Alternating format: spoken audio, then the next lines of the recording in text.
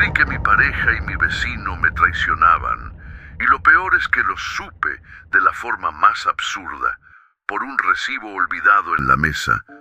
Un simple papel de un restaurante al que jamás habíamos ido juntos, con 2 copas de vino y una cena para 2. Ese papel insignificante, con números impresos y letras impersonales, cambió mi vida para siempre. Porque detrás de ese trozo de papel estaba escondida la verdad más dolorosa que jamás imaginé. El amor de mi vida compartía lo más íntimo con alguien que yo saludaba cada mañana, alguien que estaba a escasos metros de mi puerta.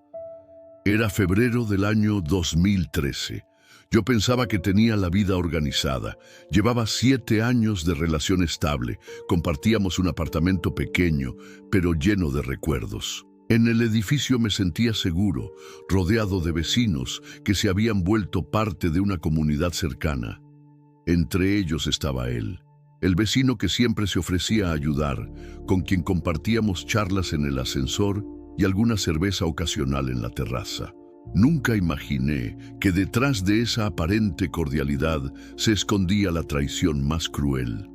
Los días posteriores al hallazgo fueron un torbellino de sospechas. Al principio quise negar lo evidente. Me decía a mí mismo que un recibo podía ser de cualquier persona, que no debía alimentar fantasmas, pero cuanto más observaba, más piezas encajaban en el rompecabezas macabro, las ausencias justificadas, los silencios incómodos, las miradas que yo, ingenuo, había confundido con amabilidad.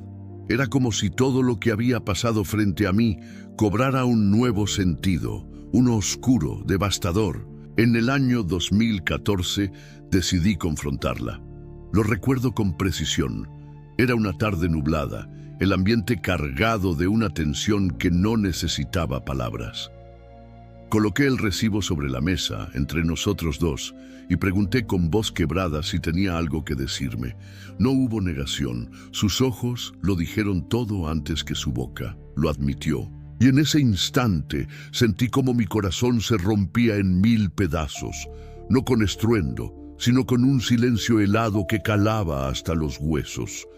No fue solo perder a mi pareja, fue perder la confianza en mi propio criterio, en mi capacidad de elegir bien a las personas que me rodeaban. Fue darme cuenta de que alguien tan cercano como un vecino, a quien saludaba a diario, podía convertirse en cómplice de mi dolor. Esa doble traición me hundió en un abismo. Ese mismo año empaqué mis cosas y abandoné el apartamento. Cada objeto, cada fotografía, cada recuerdo compartido se transformó en un puñal.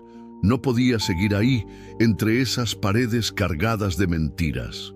Me mudé a un lugar pequeño, con paredes vacías como reflejo de mi estado interior. El año 2015 fue un año de supervivencia.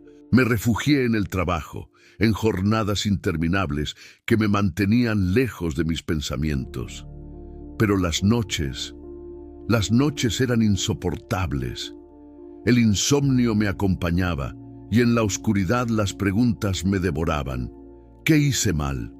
¿En qué momento dejé de ser suficiente? ¿Cómo pude no darme cuenta? Esas preguntas no tenían respuesta, pero me taladraban el alma. En el año 2016, agotado de tanto dolor, tomé una decisión radical: viajar. Me fui a recorrer ciudades desconocidas, solo, con una mochila al hombro y la esperanza de que la distancia me ayudara a curar. Recuerdo especialmente un amanecer en la costa, frente al mar. Allí comprendí que el mundo era inmenso, que mis heridas eran grandes, sí, pero no eran el centro del universo. Ese viaje me dio una perspectiva distinta. La vida continuaba, incluso cuando yo me sentía detenido en el tiempo. El año 2017 me trajo un hallazgo inesperado: la escritura. Comencé a volcar en un cuaderno todo lo que sentía, sin filtros, sin miedo, sin importar la forma. Cada palabra escrita era un desahogo, cada página un pequeño ladrillo que quitaba peso de mis hombros. La escritura se convirtió en terapia, en confesión, en compañía. En el año 2018 descubrí la fotografía, casi por accidente. Una cámara que me prestaron para un trabajo se convirtió en mi mejor aliada. A través del lente empecé a mirar el mundo de otra manera. Capturaba luces, sombras, detalles que antes pasaban inadvertidos. Esa práctica me enseñó que incluso en lo cotidiano existía belleza y que yo podía volver a verla. Fue como aprender a mirar de nuevo después de tanto tiempo con los ojos nublados. El año 2019 fue el inicio de mi reconstrucción. Retomé proyectos que había dejado abandonados. Me formé en áreas que siempre me habían interesado y poco a poco sentí que mi vida volvía a tener un propósito. Fue un año de pequeños logros, pero cada logro era un recordatorio de que seguía de pie. Cuando llegó la pandemia en el año 2020, pensé que el aislamiento sería mi condena, pero ocurrió lo contrario. El silencio de la cuarentena me obligó a convivir conmigo mismo de un modo profundo. Y allí, en medio de ese encierro global, descubrí algo que jamás pensé que diría. Me gustaba mi propia compañía.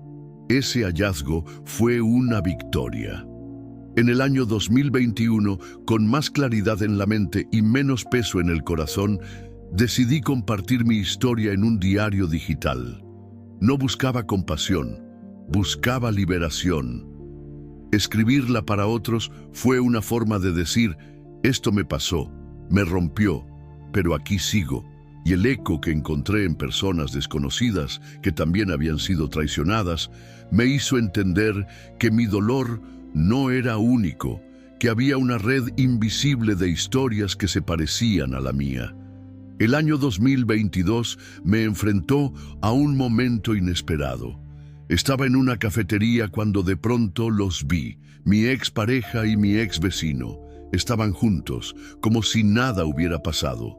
Mi corazón se aceleró, pero lo que ocurrió después fue revelador. No sentí rabia, no sentí odio, ni siquiera tristeza. Sentí nada. Era como ver a dos desconocidos. En ese instante comprendí que la herida había cerrado, que ya no tenían poder sobre mí. Hoy, después de casi una década de aquel recibo olvidado, puedo decir que no soy el mismo. La traición me destrozó, sí, pero también me obligó a renacer. Aprendí que el amor propio es el único que no se negocia, que la confianza debe darse con cautela y que por más dolorosa que sea una caída, siempre se puede volver a levantar. Y aquí está el giro final de mi historia. Descubrí que la traición no fue el final de mi vida, sino el inicio de otra. Porque a veces perderlo todo es la única manera de encontrarse.